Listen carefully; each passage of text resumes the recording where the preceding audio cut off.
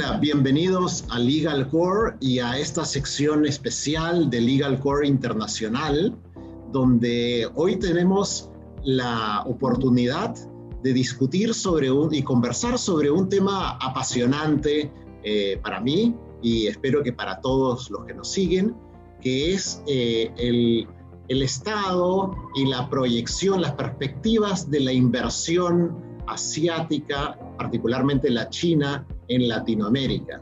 Es un tema que viene cogiendo bastante fuerza desde hace ya varios años y tengo la suerte hoy día de contar con especialistas de primer nivel de varios países latinoamericanos que van a poder compartir conmigo su visión, sus experiencias y el impacto que el trabajo con empresas, particularmente chinas, ha tenido en su práctica del día a día jurídica. Tengo la suerte de contar hoy día con Claudia Martínez. Claudia es asociada senior del estudio Rodrigo en Perú. Es encargada del área de inversiones chinas del Asian Desk de este estudio y tiene más de 10 años de experiencia en temas de inversión asiática y China en particular, además de que me parece, pero ya me contarás, Claudia, que hablas mandarín fluido. Tengo a Ignacio Tornero, que es asociado senior de Keri en Chile, es coordinador de la práctica china y tiene más de 10 años de experiencia en estos temas. Además, lideró la apertura de la oficina de Keri en Shanghai, de la que también estuvo a cargo algún tiempo. Experiencia, me imagino, tremenda, que ya nos contarás, Ignacio. Estoy con Luciano Ojea, que es socio de Marval en Argentina y es encargado del Asian Desk de ese estudio, que cuenta con más de 14 años de experiencia lidiando con inversiones asiáticas y clientes chinos, lo cual es, importantísima cantidad de experiencia, imagino que miles de anécdotas. Y finalmente con Lucas Tavares, socio de Demarest en Brasil, a cargo del China Desk y que también cuenta con 10 años trabajando con clientes chinos.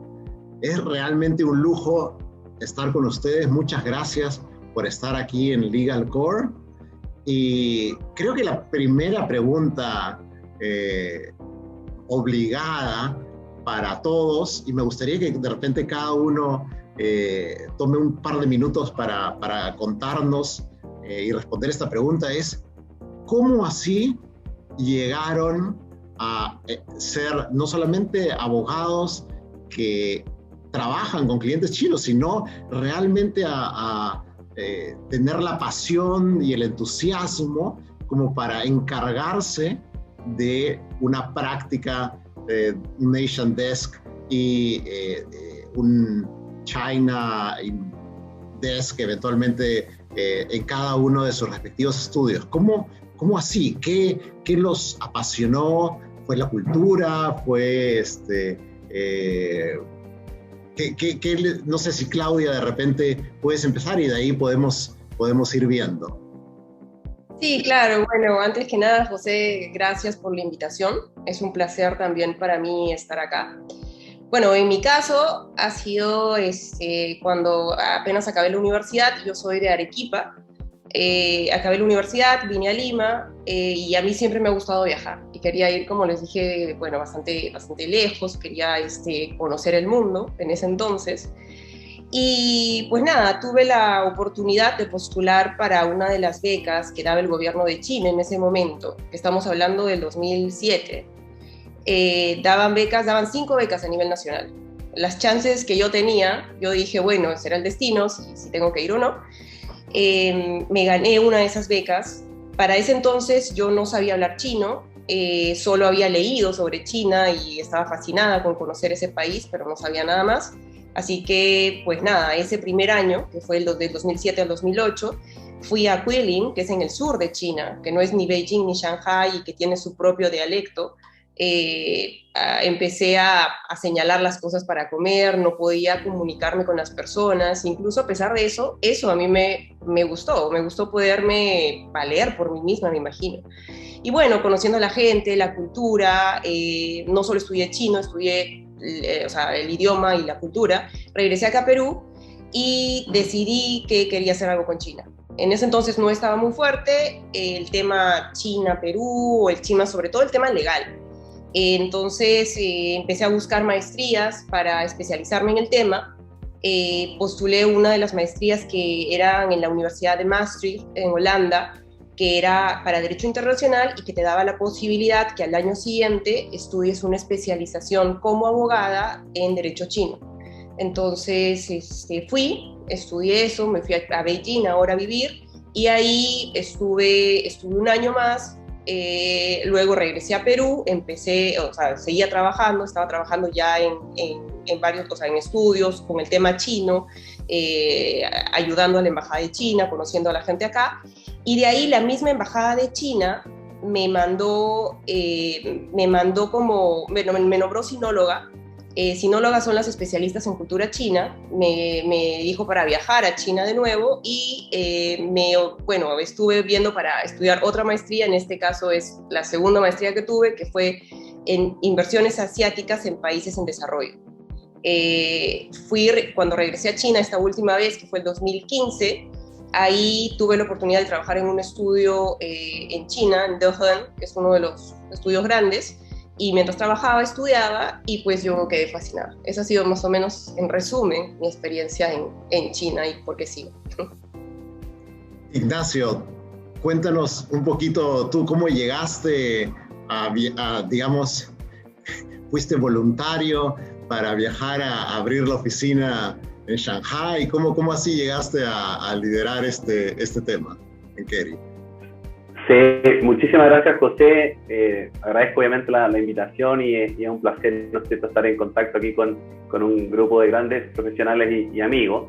En mi caso la verdad es que algo también anecdótico. El año 2006, cuando yo ingresé a estudiar Derecho en la Universidad Católica aquí en Santiago, junto a un amigo de toda la vida, vimos, ¿no es cierto?, la oportunidad de estudiar chino mandarín en la universidad, sin honestamente tener un proyecto en ese minuto hacia dónde iba a ir ese estudio de chino, y perseveramos durante casi 4 años, y el año 2009 se nos presentó la oportunidad de hacer un intercambio académico en China, y nos fuimos a estudiar a la Universidad de Nanjing. La Universidad Católica recién había abierto este intercambio, entonces nosotros, junto a 2 alumnos de Ingeniería Comercial, éramos un poco las ratas de prueba, y nos terminamos quedando 1 año y medio estudiando solamente idioma, nada relacionado con derecho, y fue ahí que realmente me encantó la experiencia internacional. Me encantó el hecho de haber conocido en profundidad China. Tuve la oportunidad de viajar bastante en distintos lugares en China y en Asia, y la verdad es que llegué con esta idea de desarrollar un proyecto que tuviese una vinculación entre el mundo legal chileno, latinoamericano y China. Y ahí es cuando con la oficina, con KERI, comenzamos a desarrollar en el año 2012 un proyecto de eventualmente abrir una oficina allá. En resumen, tuve la oportunidad el año 2013 de estar viviendo medio año en Beijing, trabajando en una oficina china también top 10, que se llama Grandal. El año siguiente trabajé en Dacheng, hoy en día Dacheng Dental, en Shanghai. Y el año 2015 ya finalmente con KERI tomamos la definición de abrir nuestra propia oficina, lo cual concretamos el año 2016, en donde estuve liderando, como les decía, este proyecto hasta el año 2018 en China, y a fines del 2018 regresé de vuelta a Chile a coordinar, ¿no es cierto?, lo que habíamos creado allá en conjunto con mis colegas del China Desk.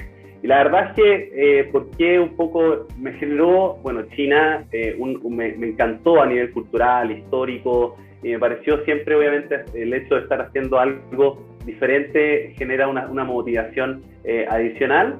Y la verdad es que, bueno, el tiempo pasa rápido y hoy en día miramos hacia atrás, y en ese entonces era algo un poco un voladero de luces, y hoy en día tiene bastante sustento y se ha avanzado harto en el proyecto. Esa es un poquito mi historia personal. Gracias, Ignacio. Luciano, tú tienes 14 años en estas lides. ¿Cómo así empezaste? Porque cuando empezaste de repente el tema, como decía Claudia, pues no es tampoco tan antiguo, ¿no? Entonces tú has sido uno de los pioneros en esta relación con clientes chinos. ¿Cómo así empezaste y qué te apasionó del tema? Gracias, José, y gracias de nuevo por la invitación. Sí, yo empecé quizás un poco más avanzado en la profesión que acá mis distinguidísimos colegas. Venía trabajando mucho y trabajo mucho con el mundo occidental, había estudiado, trabajado en New York y mucho con clientes europeos y americanos. Y fue a eso del 2006, 2007 que cayó un cliente chino medio al azar y yo lo tomé. Y ahí me puse un poco a investigar, digamos, del mundo de China y de Asia y empezar a mirar tendencias. Y aquí como en el estudio, tanto como en los estudios de latinoamericanos líderes de mis colegas que tratamos de estar en la vanguardia de los procesos y las tendencias y de los nichos, me interesó y fue así como hace 15 años que organicé un viaje, me fui un mes a Singapur y a distintas ciudades de China a conocer gente. Tengo 1000 anécdotas, hasta algunas peligrosas de cosas que viví sin entender nada, sin estar totalmente perdido. Y nada, me apasionó el mundo asiático, veía una tendencia que se iba a venir tarde o temprano, era un tema de cuándo, pero que iba a ocurrir. Y así es como en el estudio empecé a presentar, a armar el Asian Desk, el China Desk, y fuimos creciendo y empecé a viajar todos los años y a desarrollar conexiones. Y me apasionó, digamos, la verdad que la primera vez que fui a China, como decimos aquí, me partió la cabeza, me pareció otro mundo, me pareció extraordinario, digamos, los paradigmas distintos, y a pesar de eso, lo común que nos une como naturaleza humana en tantas cosas, y eso me pareció apasionante. Y así que así avancé y así sigo muy, muy contento. Gracias, Luciano. Sí, qué interesante, ¿no? Yo he tenido la suerte de estar un par de veces, pero solamente en Beijing, y es una cosa increíble. Es realmente, como dices tú, te parte la cabeza, ¿no? Lucas, cuéntanos, ¿cuál ha sido tu experiencia? ¿Cómo llegaste a este tema y cómo así, digamos, encontraste una pasión para encargarte del China Desk y del Asian Desk de Marés? Gracias, José. Yo diría un poco como Luciano, que yo venía al estudio trabajando mucho con clientes europeos o americanos, siempre un estudio que asesora mucho internacionales, y por la inversión asiática en Brasil tiene una cultura muy grande de los japoneses, por ejemplo, hace más de 100 años que están en Brasil, entonces hay muchas empresas, industrias japonesas fuertes en Brasil hace mucho tiempo, que ni consideramos más japonesas, son brasileras de hace 50, 60 años que están en Brasil. Y con eso, hace como un poco más de 10 años, vimos un poco más de los inversores, y primero los coreanos que invirtieron mucho en Brasil, por ejemplo, Hyundai, Kia, en otros, y empezamos a abrir un poco el foco para Corea, y eso con un socio mío contratamos coreanos para trabajar y tenemos un Korean Desk muy fuerte, pero tenía un hueco en el estudio de quién iba a asesorar a los chinos. Siempre teníamos trabajos, un asesorado, el otro. Entonces ya venía trabajando un poco con clientes chinos, y ahí creo que fue en 2014, ya hace 7 años eso, tuve la oportunidad de ir a la primera vez a China para hacer un cierre de una operación. Y ahí, porque el cliente chino dijo, yo voy a comprar una empresa brasilera, pero yo quiero que el closing de la operación sea acá, yo quiero firmar acá, porque el chino tiene todo eso de su pasión, tenía que firmar en el día correcto, con las personas correctas. Y eso fue una experiencia muy buena, porque me tomé un avión en São Paulo, fui trabajando de São Paulo a Shanghai, para hacer, porque era eso en toque de caja de los chinos. Entonces trabajé 24 horas. Nos quedamos 5 días en el hotel en Shanghai sin salir del hotel, trabajando y negociando, porque fueron todos brasileños, abogados, todo. Y hicimos el cierre de la operación y volví a Brasil. Y dice, me quedé una semana en China y no salí del hotel. Ahora tengo que arrancar y conocer un poco más de ese país. Y ahí arrancó mucho ahí el estudio que hablé con los socios y dice, mira, voy a tomar un poco y entender un poco más de estos inversores, porque en Brasil había mucho ya en esta época, tanto en la parte de infraestructura como en la parte de agribusiness. Entonces fue un poco de eso en la pasión, y ahí desde esa primera vez ya fui un par otro de veces a China, a Beijing, Shanghai y otra ciudad, y ahí y asesorando también a los chinos principalmente acá en esa inversión en Brasil. Entonces arrancó por ahí y creo que estamos apenas empezando. Muchas gracias, Lucas. Sí, de verdad que interesantísimo, y gracias nuevamente por aceptar la invitación. Y ya para entrar, interesantísimas las experiencias de todos, pero para entrar ya en materia, digamos, específica de lo que es este panel, tenemos un año prácticamente ya casi todos en lockdown, coexistiendo no solamente con las diferentes crisis que cada uno de nuestros países carga lamentablemente, ¿no? Desde hace ya un tiempo, ¿no? Crisis sociales, crisis políticas, y en eso estamos todos más o menos en lo mismo, ¿no?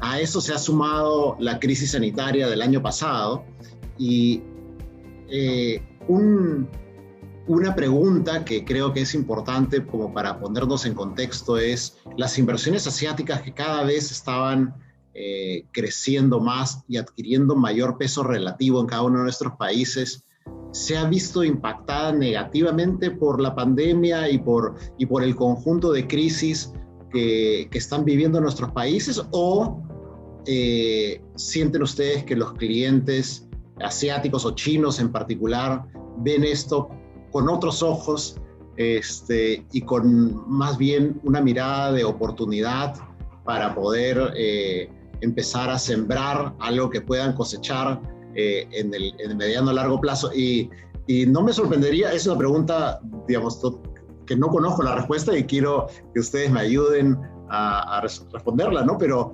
tradicionalmente en la cultura china hay esta forma de ver las cosas, digamos, no en el corto plazo, ¿no? Suelen ver todo en el muy, muy largo plazo, porque bueno, la historia china es tan larga, ¿no? Tan antigua, que entiendo que ven todo de otra manera, ¿no? Entonces, en esta crisis, o frente a esta crisis, ¿ustedes han visto una disminución, un incremento, una oportunidad por parte de los clientes chinos? No sé si quién quiere empezar. De repente, Lucas, para ir al revés, ¿cómo has visto esto en Brasil? Sí, como bien dijiste, los chinos, diferentes de otros países, piensan muy a largo plazo. Entonces, las inversiones chinas que vemos en Brasil son inversiones que hacen desde infraestructura o otro, que no están pensando en 5, 10, 15 años, están pensando en 50, 100 años. Entonces, cuando vemos, por ejemplo, inversión en el agribusiness en Brasil, porque ya saben que en 50 años van a tener una población más grande que tiene hoy y van a necesitar de más comida. Entonces, están pensando muy a largo plazo. Por supuesto, ahora, y digo en 2020, con el primer semestre, con toda la pandemia, todo, se disminuyó bastante la inversión. Hasta el año pasado fue el año de menos inversión pública china, del gobierno chino, de empresas públicas en Brasil. Pero por otro lado, lo que vimos fue un volumen más grande de empresas privadas o de fondos privados chinos. China tiene algunos fondos como el el China Latin American Investment Fund, que el CLIVE Fund, otro fondo de inversión en Latinoamérica, que eso sí están invirtiendo más. Entonces, si el gobierno chino, las SOEs, un poco menos, las empresas privadas que vienen, privadas que siempre están muy, digamos, en línea con el gobierno chino, están invirtiendo más. Entonces, pero siempre pensando en esa inversión a largo plazo. Sí, disminuyó, pero y tenemos expectativas. Y te voy a decir que desde el segundo semestre del año pasado, con China volviendo mucho antes que los otros países al normal, ya también volvieron las consultas, las oportunidades, porque ellos también, si de una manera hacen una inversión a largo plazo, de otra manera también quieren ver muy bien y conocer muy bien el activo o la inversión que van a hacer en el país. Entonces, se mezcla un poco. Gracias, Lucas. Luciano, ¿ha sido más o menos similar la experiencia en Argentina? Sí, es bastante similar. Por cierto, digamos, siendo tu pregunta, la pandemia impactó de lleno en la economía argentina. Argentina ha tenido un retroceso importante del desarrollo productivo y del PBI, y obviamente, digamos, se fue afectado su economía macro. Digamos, Argentina tuvo una contracción del PBI, por ejemplo, de aproximadamente 10%, que es el mayor de nuestra historia, aunque se espera que en el 2021 recupere mucho de esa baja, y para eso obviamente se va a requerir, digamos, cumplir ciertos deberes y recuperar la confianza, ¿no?, del mercado internacional, y bajar y eficientizar el gasto público, bajar la presión fiscal y domar la inflación, que es una de las más altas de Latinoamérica.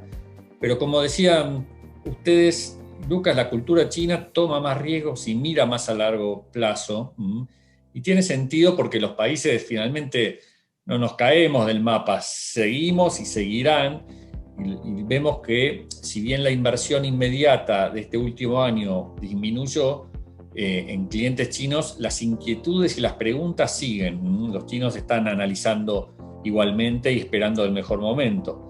En tiempos inciertos como estos es muy normal que crece mucho el distress money y las reestructuraciones, y Latinoamérica, digamos, es extremadamente rica en recursos naturales, ¿no? Y cuando retome un poco el nivel de normalidad, creemos que las inversiones van a volver a un flujo normal, ¿no? En Argentina, digamos, en oil and gas, en minería, en agribusiness, hay muchas oportunidades, y en todas nuestras jurisdicciones los precios internacionales en general están bajos, ¿no? Y por eso hay oportunidades. Quizás también comparto que las inversiones asiáticas en Argentina tienen mucho peso, en especial las de China, ¿no? Nuestro país ha recibido inversiones por más de 30.000 millones de dólares de China en varias industrias, que representa un buen porcentaje de las inversiones, digamos, de China en Latinoamérica, ¿no? Y China y todos nuestros países tienen economías muy complementarias, con lo cual creemos que van a seguir, no solo de China. Japón, al igual que decía Lucas, es un inversor histórico en Argentina y tiene mucho para cuidar, y muchos otros países. Corea también está activo, los fondos soberanos de Singapur también están. Quizás India, en el caso de Argentina, está comparativamente un poco más retrasada, pero bueno, en conclusión, el año pasado bajó un poco, pero sigue siendo muy importante. Creemos que la tendencia va a seguir de aumento. Gracias, Luciano. Ignacio, cuéntenos un poquito sobre qué está pasando en Chile con la inversión asiática y la China en particular. Sí, José, a ver, afortunadamente en el caso chileno hemos tenido buenas noticias en lo que dice relación con la inversión extranjera. Compartimos con nuestros vecinos, ¿no es cierto?, de que efectivamente la pandemia, y antes de eso también nosotros sufrimos un estallido social a partir de octubre, ¿no es cierto?, de 2019, y efectivamente ha habido un impacto a nivel de la economía interna de todas maneras, pero afortunadamente lo que dice relación con la recepción de inversión extranjera, el país se mantuvo bastante resiliente, lo que fue el 2020. De hecho, el año pasado hubo un aumento de un 23% de los flujos que recibimos del extranjero. Pasamos de 18 mil millones, ¿no es cierto?, de dólares a aproximadamente 22 mil millones de dólares. En lo que dice relación con proyectos, también de forma bastante interesante se produjo un aumento. Estas son cifras de Invest Chile, la agencia encargada de la promoción de la inversión extranjera, un aumento de un 20% respecto al número de proyectos disponibles. Sin perjuicio a lo anterior, efectivamente en Chile se venía produciendo desde el año 2012 una suerte de disminución de la inversión extranjera. El año 2012 tuvimos un pic cercano a los 30 mil millones de dólares. En el caso de la inversión asiática, nosotros históricamente, antes que la inversión china llegase a Chile, hemos recibido bastante inversión de Japón, en conjunto con Estados Unidos, Canadá y España. Han sido los principales inversionistas extranjeros en Chile por bastante tiempo. Sin embargo, a diferencia quizás de lo que pueda suceder en otros países latinoamericanos, la inversión asiática no representa, actualmente no ha representado históricamente un porcentaje mayoritario del total. Se calcula que aproximadamente la inversión asiática en el histórico nacional puede representar un porcentaje aproximado de un 5%.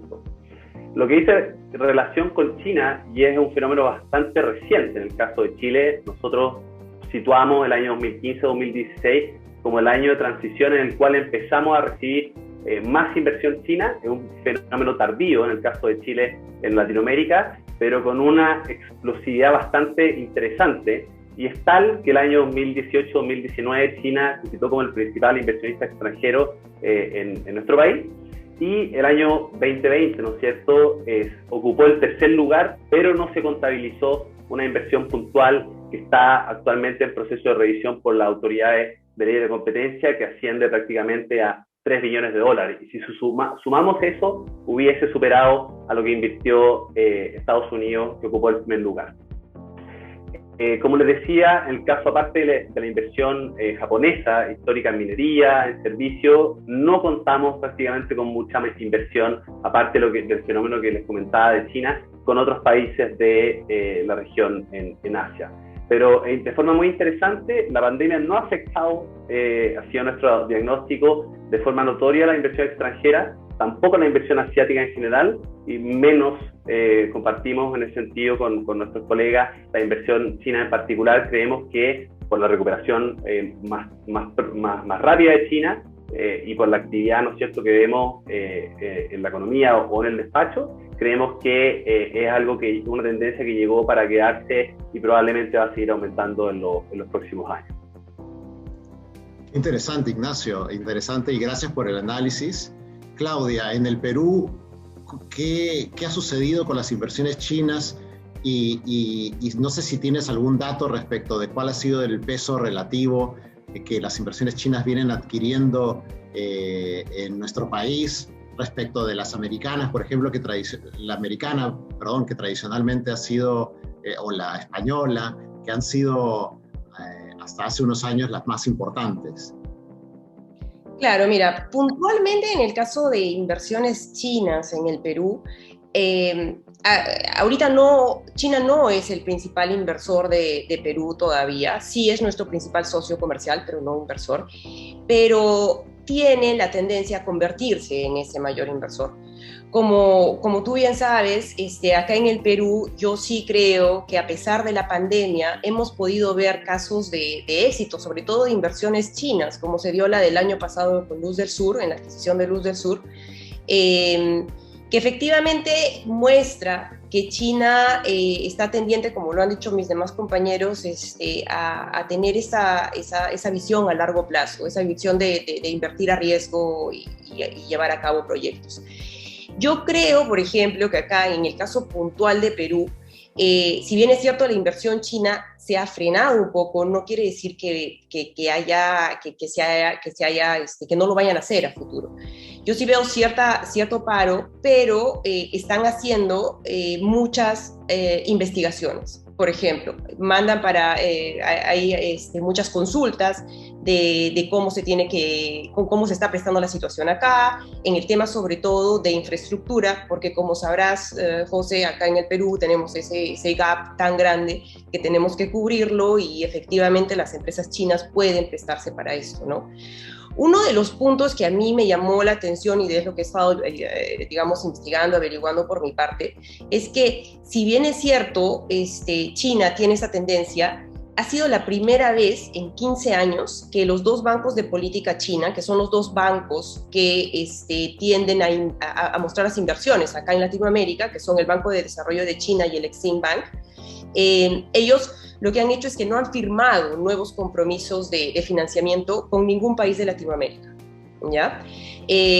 Lo que sí están haciendo ellos es renegociando las deudas que se tiene, ya digamos en términos generales, ¿no? Acá en el Perú, si bien sí tenemos ciertos proyectos que han sido financiados de esa manera, eso demuestra que a nivel, digamos, gobierno de China están cautelosos respecto de las inversiones que hay acá, pero las van a hacer. Otro punto que también es importante y sabrás, y en verdad influye bastante, creo yo, son las donaciones que China ha estado haciendo tanto a Perú como a otros países de Latinoamérica respecto de las vacunas, de los equipos médicos, etcétera, que a nivel ya cultural, para China apoyar en ese sentido a países como nosotros implica también una relación de amistad y que quieren llegar y crear lazos más unidos que a futuro sirvan para crear proyectos y que puedan desarrollarlos, ¿no?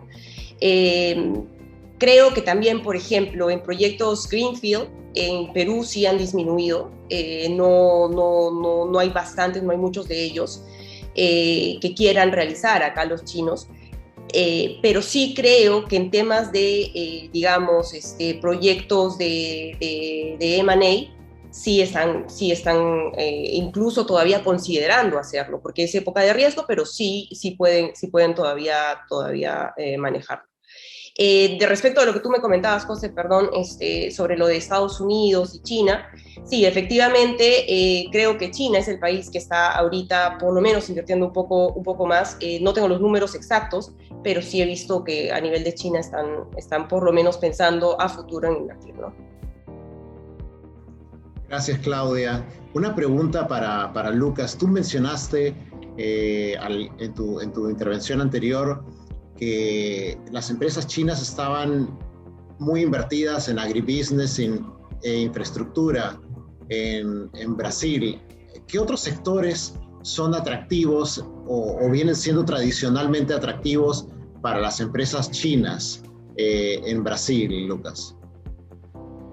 Mira, estos dos son los principales, principalmente cuando decimos infraestructura, están muy en el sector energético de Brasil, desde generación hasta distribución. Entonces los chinos están acá en el sector que decimos el sector eléctrico, de infraestructuras también, desde ferrovías, hidrovías y otros. Pero ya hay, por ejemplo, inversión muy grande en China en el mercado financiero. Hay bancos chinos, hay fondos chinos que ya compraron corredores de valores y bancos brasileños para hacer inversión. Entonces, no es que hoy se ve mucho más la inversión china, hay alguna concentración en uno o dos sectores, pero hay mucho más inversión en muchas cosas diferentes, porque cuando nosotros vemos que es algo del gobierno que vamos a invertir en un país o vamos a invertir en una región, y ahora ya vienen todos los otros que son chinos, que ya conocen más o menos, que trabajan con esto. Por ejemplo, tenemos desde las empresas chinas automotrices en Brasil que ya no hacen autos todavía, pero ya hacen ómnibus y otras cosas, en placas solares, por ejemplo, que son empresas secundarias a eso.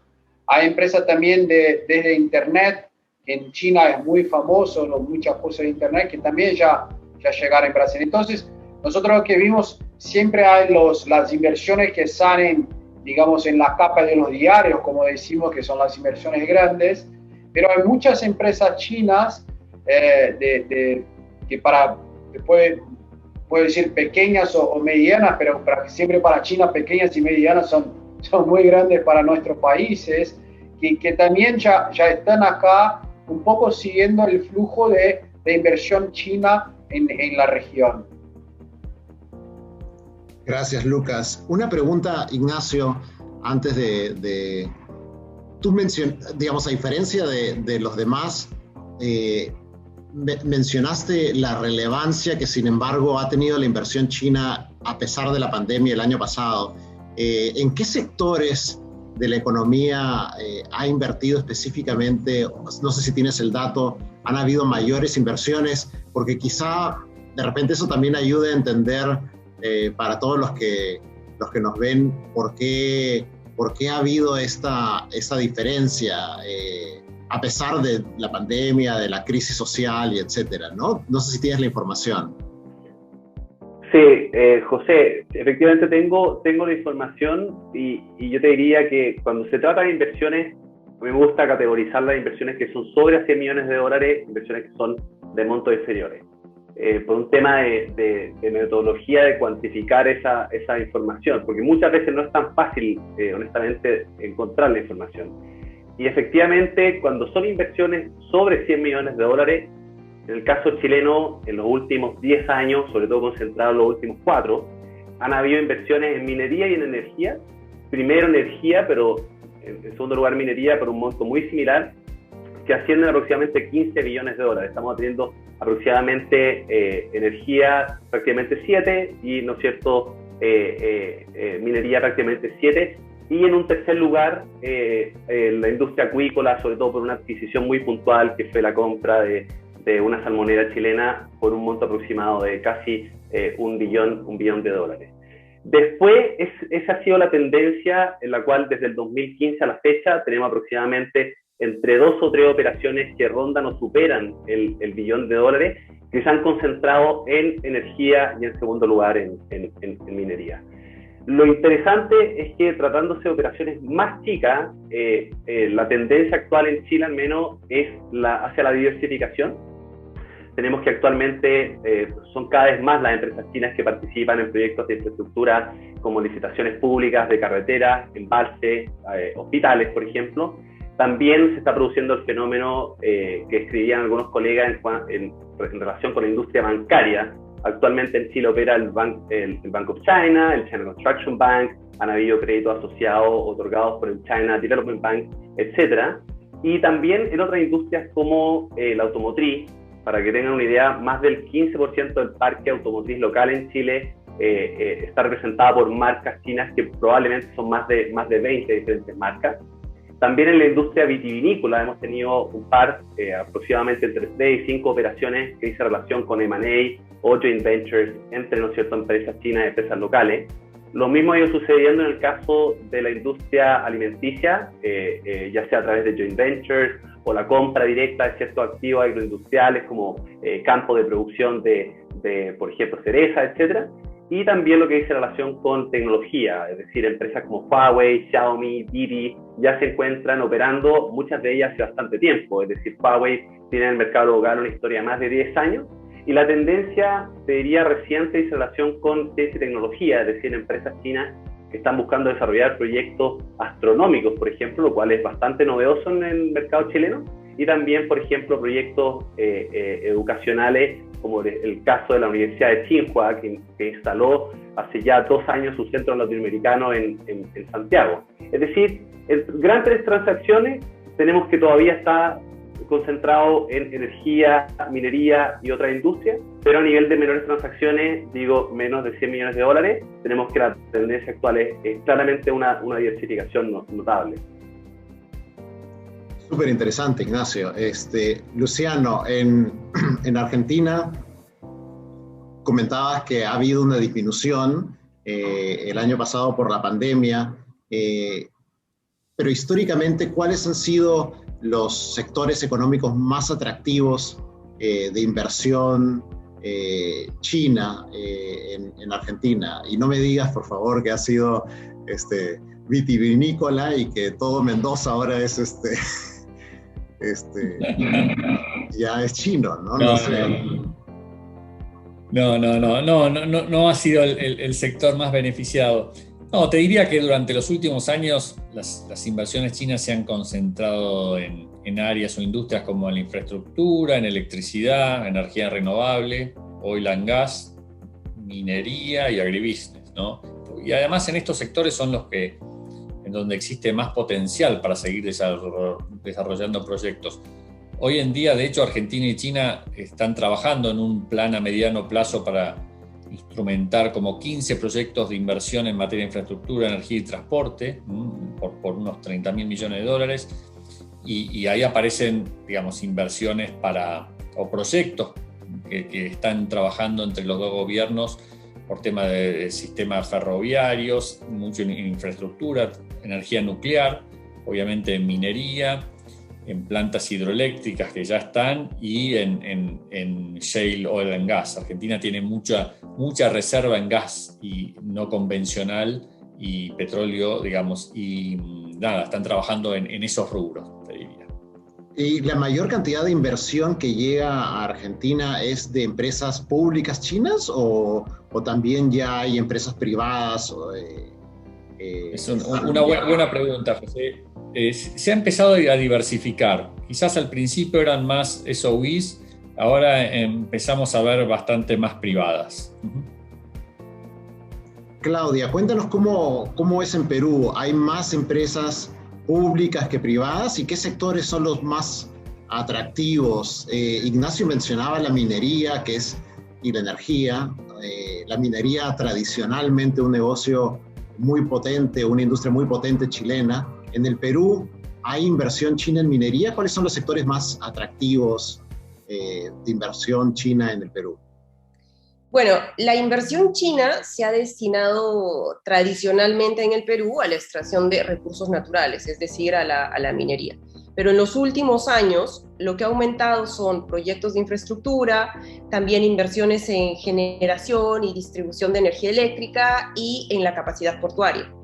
Por ejemplo, como te había mencionado antes, tenemos la adquisición de Luz del Sur, que es una de las empresas más importantes eléctricas de acá del Perú, que ha sido la adquisición de China Yangtze Power International del 83.6% de las acciones de Sempra. También tenemos el tema en puertos de COSCO, que COSCO Shipping Ports le firmó este contrato con Volcan para la construcción de este puerto de Chancay. Ahora, este puerto de Chancay va a demandar una inversión de $3.000 millones. Se cree también, además, que este puerto es el que se quiere servir como que de conexión entre Sudamérica y China. O sea, ese es como que uno de los puntos que se quiere lograr con esto. También respecto a ese proyecto en sí, hay bastantes empresas chinas involucradas. No solo estamos hablando de COSCO, sino COSCO, dentro de ese proyecto están empresas como CCCC, China Construction Company, China Harbor Company, que están elaborando, es decir, son las empresas que se encargan de hacer la construcción. Incluso Huawei podría instalar ahí una fábrica de ensamblaje de teléfonos móviles en una especie de lo que se cree o lo que se estaba proyectado como una especie de zona económica especial. También tenemos, por ejemplo, en el sector de telecomunicaciones en el Perú, hace 2 años, claro, bueno, en 2018, China Yangtze Optical Fiber and Cable, que fue una empresa que nosotros asesoramos en ese proyecto, fue la que se adjudicó 4 de los 6 proyectos que se convocó en Proinversión para la instalación de banda ancha en algunas regiones del Perú. Entonces, y bueno, ese proyecto, si no me equivoco, estaba alrededor de 300 millones, una inversión de 300 millones. Ahorita está a cargo de Yangtze Optical, de YOF. Luego, ¿qué otros sectores importantes tenemos? En el tema de centrales hidroeléctricas, está Sangabán, que fue adquirida también por China Hydro Global. Está la adquisición de, en un consorcio que formó China Tres Gargantas con una empresa de Portugal. Se compró esta central.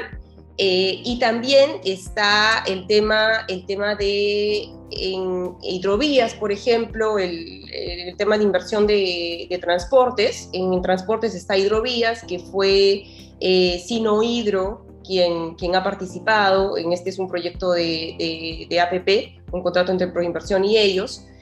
Y bueno, aparte de esos proyectos, también tenemos en carreteras y ferrocarriles, que los chinos están ellos muy tendientes a participar en esto. Por ejemplo, nosotros, como tú bien sabes, no tenemos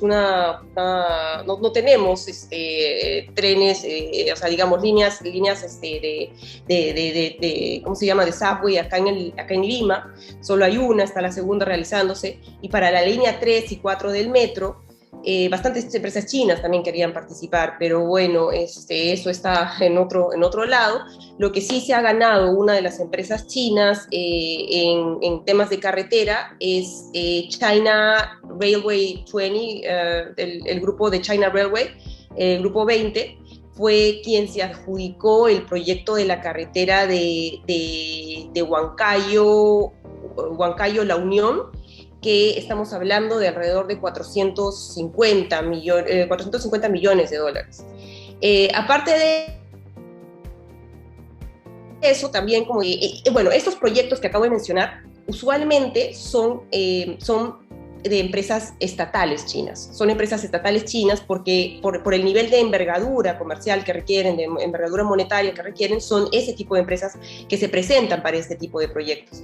En el caso de empresas privadas, por ejemplo, sí también están habiendo bastantes inversiones que están llegando. Como tú sabes, ha llegado Didi, Xiaomi también, Huawei está hace tiempo, 5G en el Perú ya se está presentando, y obviamente Huawei va a formar parte de eso. Entonces, sí, acá en China los sectores que se están dando se está amplificando, se está yendo más allá de lo que es solo recursos naturales. Gracias, Claudia. Entonces parece que la tendencia por lo menos es diversificación en la región, no solamente en temas energéticos y mineros o agribusiness e infraestructura, sino también ya tecnología, telecomunicaciones y otros negocios. Tanta variedad de temas manejados por un Asian Desk o por un China Desk es un desafío enorme. ¿Cómo es que sus diferentes estudios vienen manejando estos requerimientos de tantos clientes chinos privados y públicos en tantas diferentes verticales? ¿Cómo se organiza un China Desk y cuáles son los retos para poder atender tantas diferentes necesidades de servicios? Luciano, tú nos comentabas ya antes de empezar la entrevista que tuviste que remar muy duro dentro de la oficina para poder generar todo este espacio, ¿no?, de asesoría a China. ¿Cómo has terminado organizando la práctica para poder enfrentar esta demanda creciente en diferentes sectores? Sí, está buena la pregunta. El trabajo duro fue como armarlo, pero gracias, digamos, tuve todo el apoyo institucional, digamos, interno.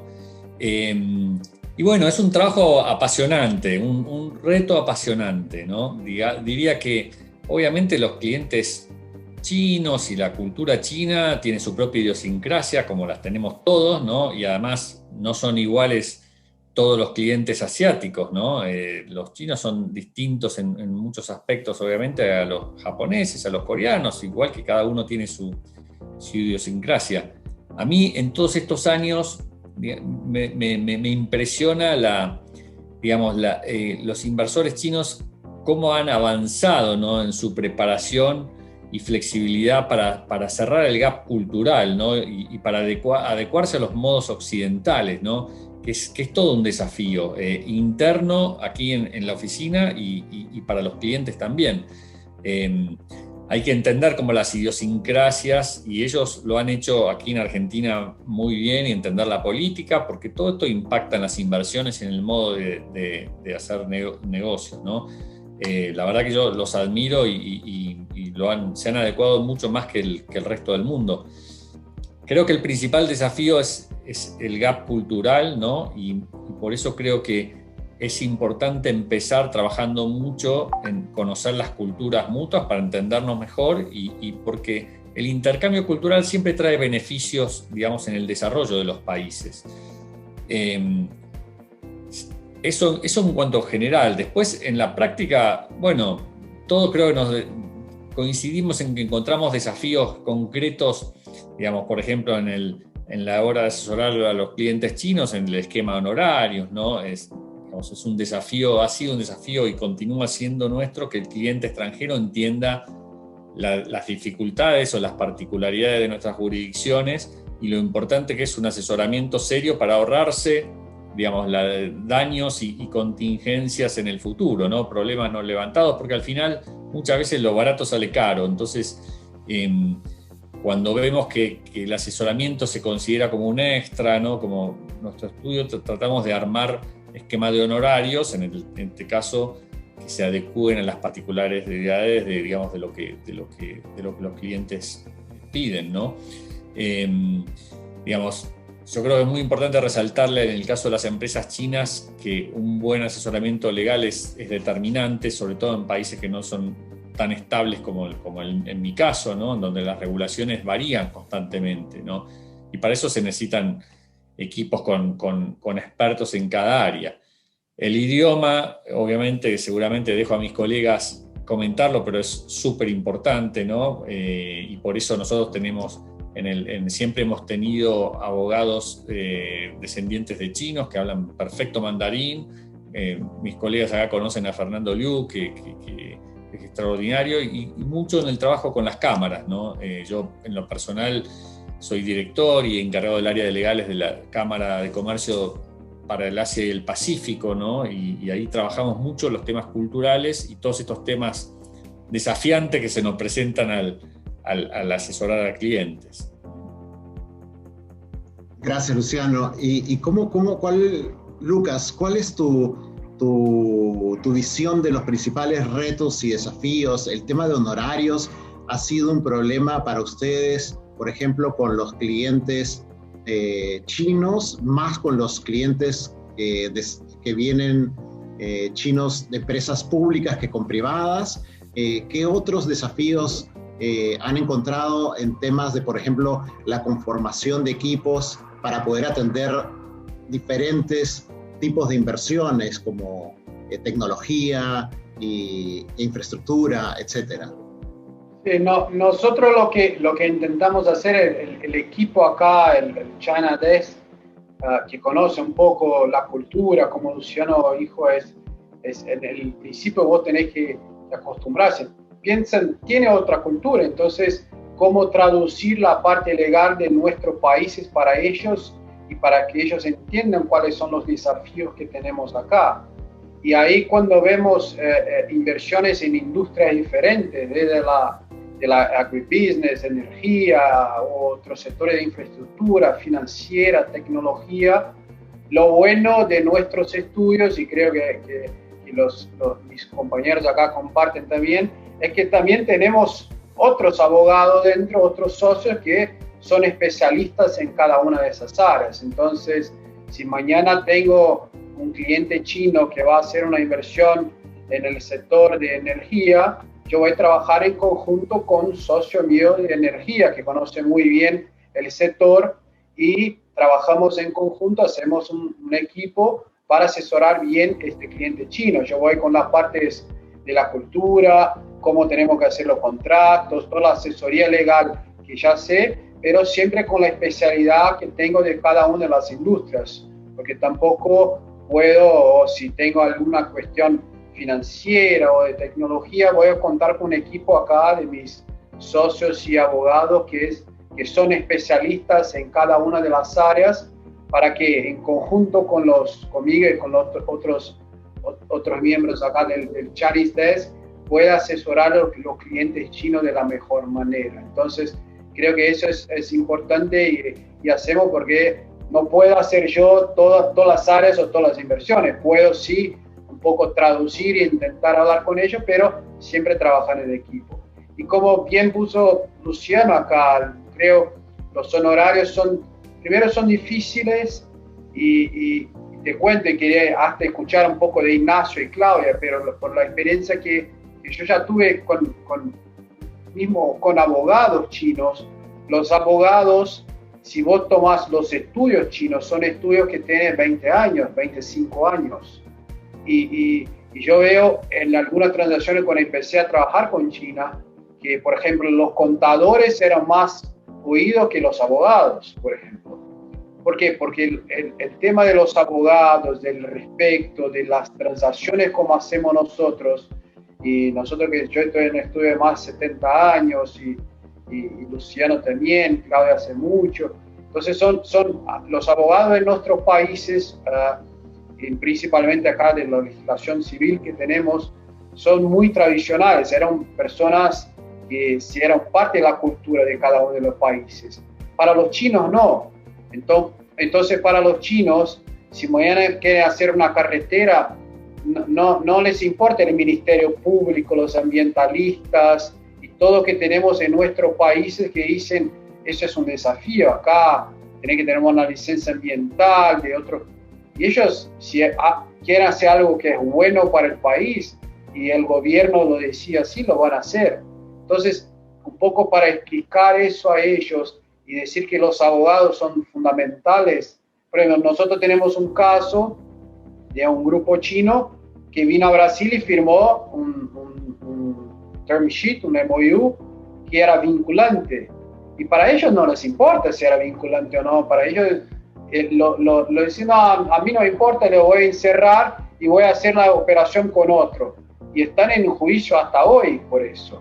Entonces, ¿por qué? Porque por la cultura de ellos, dicen, no, eso no quiero más. Y tienen que tomar mucho. Entonces, pasar eso a los chinos, cuando vengan acá, que expliquemos un poco cómo es la cultura, además de toda parte, como puso Luciano, de los honorarios, porque ¿cómo va a estimar una cantidad de horas o un valor para algo que a veces es imprevisible, o que que vos proyectar para que te tarde 3 meses, 6 meses y terminás trabajando 12 meses, 1 o 2 años en eso? Entonces, después para explicarles y para que ellos tengan aprobación de las SOIs o otras empresas para que te aumente los honorarios, es un desafío. Entonces, creo, y es un desafío que, además que ya hace años que están invirtiendo en nuestros países, todavía es un aprendizaje.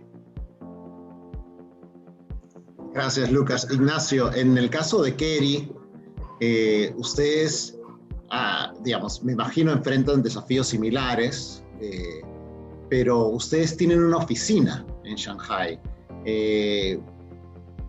¿Cuál es la ventaja que sientes que les da tener una presencia en Shanghai, y sientes que eso ayuda a de alguna manera mitigar alguno de los retos o desafíos que se han mencionado? Sí, yo me quedo me gustaría partir con la última palabra que dijo Lucas, que es aprendizaje. Yo creo que eso ha sido un poco lo crítico de este proceso desde el punto de vista de nosotros como firma, de cómo estamos mejor capacitados para asesorar de la mejor forma posible a los clientes, y también de cómo podemos transmitir cierto conocimiento a nuestros clientes chinos para que sean más exitosos en su inversión en Chile, ¿no es cierto?, y en la región. Y me parece que un poco la estrategia de Keri en ese sentido fue cómo localizarnos más, es decir, cómo podemos acelerar ese proceso de aprendizaje que tiene relación con el idioma, con práctica, ¿no es cierto?, una industria legal que, como decían Luciano y Lucas no tienen la tradición occidental, ¿no es cierto?, igual, y en ese sentido apostamos porque contar con presencia física en China nos iba a permitir tener un acceso más rápido, más completo al mercado local, lo que dice relación con las necesidades de los clientes, cuáles son sus intereses, expectativas, etcétera, etcétera.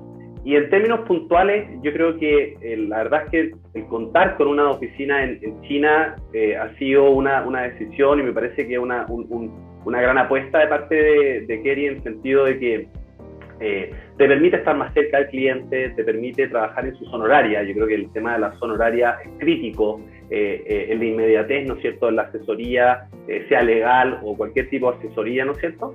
El hecho de poder también contar con recursos en la oficina en Shanghai, en este caso, de poder comunicarse en el mismo idioma con nuestros contactos, clientes chinos. Lo mismo, lo que decía Luciano, poder generar, ¿no es cierto?, un network más profundo, no solamente con instituciones locales acá en Chile, sino que también con instituciones relevantes en China. Entender también ciertos canales de comunicación, o sea, nos hemos ido dando cuenta que los canales tradicionales para prestar la asesoría, para comunicarnos, no necesariamente son los mismos en China, por el famoso caso, ¿no es cierto?, de WeChat, y muchos otros, como se compra, etcétera, etcétera.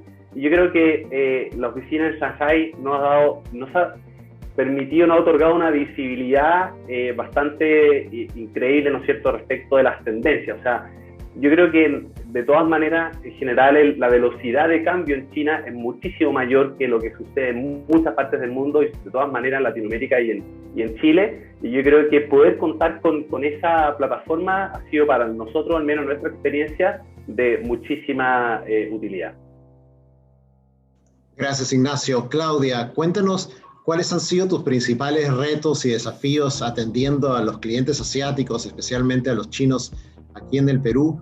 Y dado también que ya el tiempo nos está ganando, ¿cuáles son las perspectivas que tienes un poco respecto de la actividad china? Has mencionado que parece que se va a incrementar por todos los proyectos a los que quieren participar, pero ¿cómo eso va a impactar en la organización del estudio, ¿no? Ya hay retos y desafíos que ahora nos comentas, pero el incremento de las actividades chinas, ¿cómo va a impactar en esos retos y desafíos que ya existen? ¿Cómo han pensado trabajar esto en el mediano plazo en el estudio, Rodrigo? Bueno, perfecto. Sobre el primer punto, brevemente, y digamos, concuerdo con todo lo que dice Luciano, Lucas e Ignacio. Efectivamente, con nosotros sucede lo mismo en el tema de honorarios y de conformación de equipo. Pero, por ejemplo, en nuestro caso, en el tema de conformación de equipo, es muy importante para los clientes chinos la seniority. Siempre nosotros en el estudio lo que hacemos es contar con la presencia o con la asesoría final de un socio. Entonces, en el estudio lo que hacemos es tener una persona de contacto siempre con ellos, que usualmente soy yo, pero también hay un socio, y la persona de contacto que soy yo les sirve como contacto directo. Yo tengo contacto directo y trabajo con WeChat, la verdad, más que con correo con ellos. Por ejemplo, en horario chino, o sea, a veces uno trabaja en la noche para prestar ese tipo de servicios que ellos necesitan, porque la inmediatez que mencionaba Ignacio es cierta, ellos requieren esa inmediatez, y una de las particularidades y peculiaridades de los clientes chinos es el tema de que ellos hacen muchas repreguntas. Digamos, pongámonos en un caso, tengamos, no sé, un tema tributario o un tema, no sé, de licitaciones, etc. Entonces, hacen repreguntas de repreguntas. Entonces, lo que hemos logrado nosotros, y ya para hacer un link con la segunda pregunta que me estabas haciendo, eso, o sea, es eso lo que nosotros estamos tendientes a enfocarnos, ¿no? O sea, los clientes chinos, nosotros usamos usualmente es una tarifa por resultado, que es una tarifa, fija, que no les gusta mucho la tarifa horaria, y en este caso las repreguntas están marcadas. con ellos es especificar y aclararles y decirles, hay 2 rondas de preguntas, el contacto conmigo siempre es usual, pues, los socios van a participar siempre, etc. Hay que entender también, y ya yéndome a la segunda pregunta respecto de todas estas inversiones que yo creo que sí van a venir y cuando se empiece a reactivar muchísimo más la economía de Perú va a crecer. En China hay controles de las personas que están arriba, o sea, la toma de decisiones de las personas que están acá en el Perú no es la que tiene la palabra final. Las personas que tienen la palabra final son las que están en China. Entonces, usualmente los clientes trabajan con informes.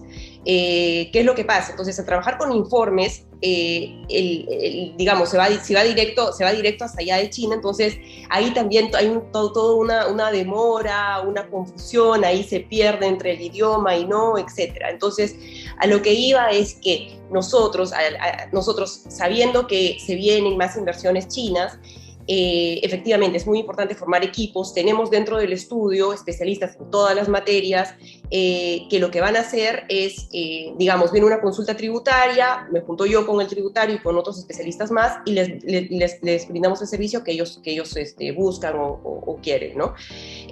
Más que nada eso sería lo que nosotros estamos buscando. Sí, China va a crecer y estamos preparados como estudio. Sabes que, por ejemplo, en el estudio nosotros contamos con José Tam, que es el presidente de la Cámara Peruano-China, y obviamente nosotros ahí también tenemos bastantes conexiones y temas de desarrollar con ellos, ¿no? ¿Y han pensado, Claudia, en la posibilidad de trabajar en China? Que el China Desk esté basado en China también, así algo como lo que está haciendo Ignacio con Keri. Sí, habíamos tenido en algún momento el estudio había pensado hacer también ese desarrollo. Lo que sí hacemos siempre, y lamentablemente por la pandemia no lo hemos podido hacer, son viajes continuos, tanto de José Tam como yo, o estamos en contacto directo con todos los chinos que vienen o van, y bueno, eso es lo que hacemos, ¿no? Por ahora, no, pero de repente a futuro, quién sabe. Luciano, ¿tú has pensado mudarte a China? No, por el momento no, pero si mi mujer no me echa, me quedo. No, nuestro modelo no ha sido abrir oficina, es desde acá, digamos, y así que vamos a ver, como dice Claudia, tratamos de estar muy cerca, digamos, con viajes y ahora con toda la tecnología, ¿no?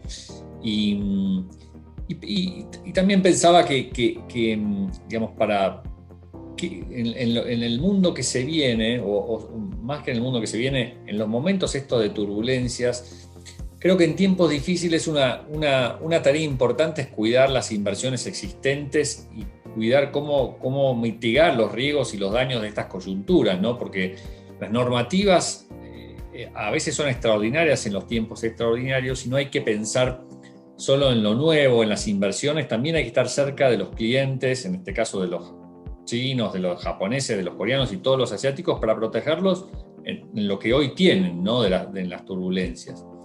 Y en el futuro, digamos, diría que una forma de ver el futuro y tendencias es mirar también cómo crece el comercio, porque en general las inversiones son continuación del crecimiento del comercio, ¿no? En nuestro caso con China ha pasado que el comercio bilateral desde el 2000, digamos ahora, creció de algo así como de 2.000 millones a 16.000, 17.000 millones el año pasado, y las exportaciones de Argentina crecieron un montón hacia China, y eso finalmente sedimenta un terreno para las inversiones, y de hecho Argentina está por sumarse a la iniciativa de la Franja y la Ruta, que ya Chile, Uruguay, digamos Perú están, y creemos que esto va a generar las inversiones que yo les mencionaba antes. Por eso, digamos, bueno, aquí en Marval hemos estado siempre tratando de reforzar mucho el Asian Desk con profesionales que entienden la cultura, como discutíamos antes, y la cultura asiática, la china, y con experiencia internacional para transacciones complejas. Vemos el futuro con entusiasmo y vemos muchos desafíos entusiasmantes por delante. Gracias, Luciano. Lucas, ¿cómo piensan enfrentar ustedes el futuro pensando en un incremento de inversiones este año y los siguientes?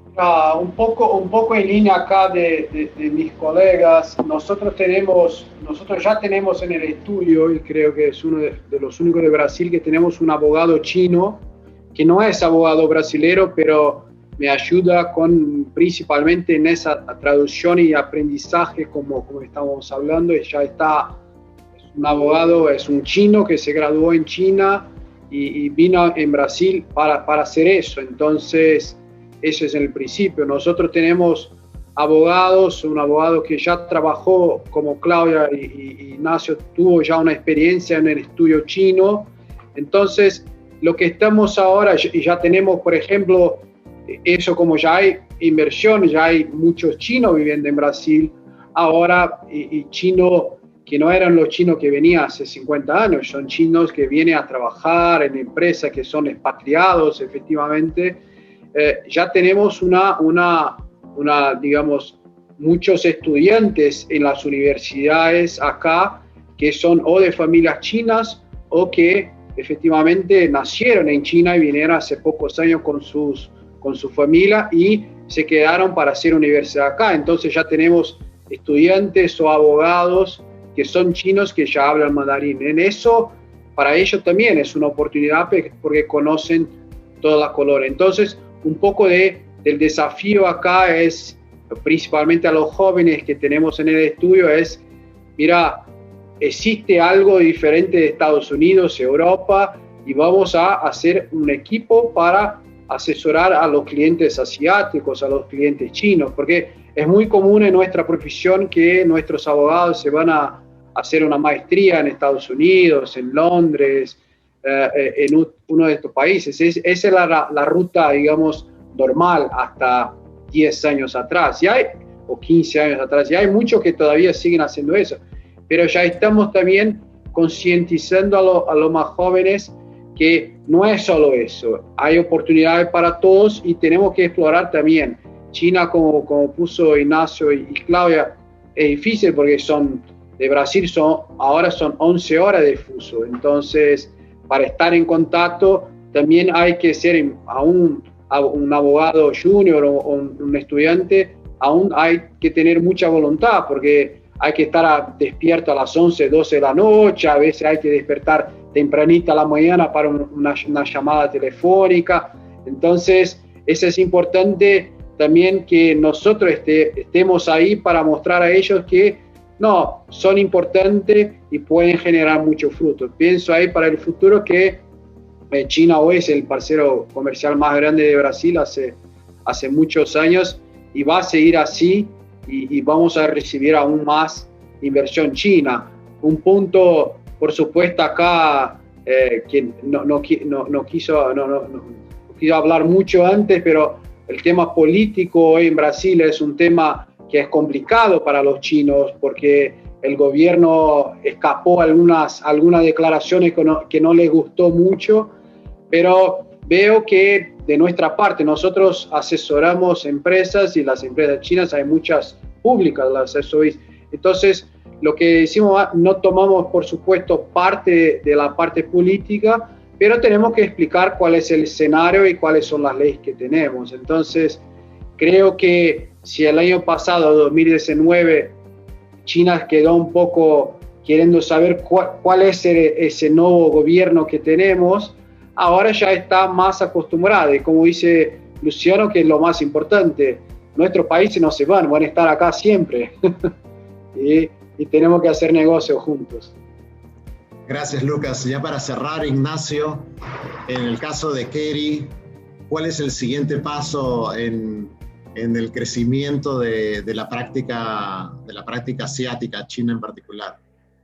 Sí, José, nosotros, siempre estamos pensando, haciendo brainstorming de cómo en definitiva hacer un mejor uso de nuestra oficina en Shanghai. Hoy en día está mi colega Patricio Laporta a cargo, yo coordinando aquí en Chile, más el apoyo, ¿no es cierto?, de 3 socios que representan distintas prácticas en el sentido Kerry opera de forma muy similar a cómo lo han descrito antes nuestro amigo aquí. Y la verdad es que también hemos tratado de incorporar para desarrollar ciertos proyectos puntuales, un poco externalizar ciertas iniciativas, como por ejemplo ha sido el caso que lanzamos hace un tiempo atrás, la cuenta oficial de Kerry en WeChat, que va más allá, creo yo, que la comunicación puntual, y otras iniciativas que hemos tratado de desarrollarlas ya sea a través de recursos internos o externos de la oficina. Entonces eso también estamos abiertos a ese tipo de iniciativas. Y la verdad es que también me gustaría primero agradecerte por la invitación, y creo que es notable el hecho de que tengamos más instancias con firmas, ¿no es cierto?, que solemos llamar los National Champions de distintos países latinoamericanos, porque en mi experiencia al menos creo que las empresas chinas no están viendo a Chile, Argentina, Brasil o Perú de forma aislada, sino que están mirando la región a nivel global, porque obviamente el crecimiento no está en un país puntual, sobre todo en el caso de Chile, que es un mercado bastante más pequeño que otros, como el caso de Argentina, quizás Brasil, ¿no es cierto? Entonces las sinergias que se pueden generar entre estos Asian o China Desk, yo creo que es notable. O sea, ya estamos en un par de iniciativas con nuestros amigos de Rodrigo, Marval y de Manés, haciendo roadshows virtuales en China, publicando distintas cosas, coordinando asesoría legal a nivel, ¿no es cierto?, no solamente de una jurisdicción, sino que varias. Entonces, yo creo que ese también es un potencial de cómo no solamente Kerry se hace más chino y mejor preparado para atender a sus clientes en sus jurisdicciones, sino cómo como región estamos más preparados a nivel de oficinas de abogados o colaborar con el mismo, pueden ser bancos de inversión, con consultoras técnicas en aspectos determinados, para ofrecer un mejor servicio a nuestros clientes chinos. Entonces, de nuevo, agradecerte la invitación a ti y a Legal Core por, ¿no es cierto?, esta gran instancia que me parece súper productiva.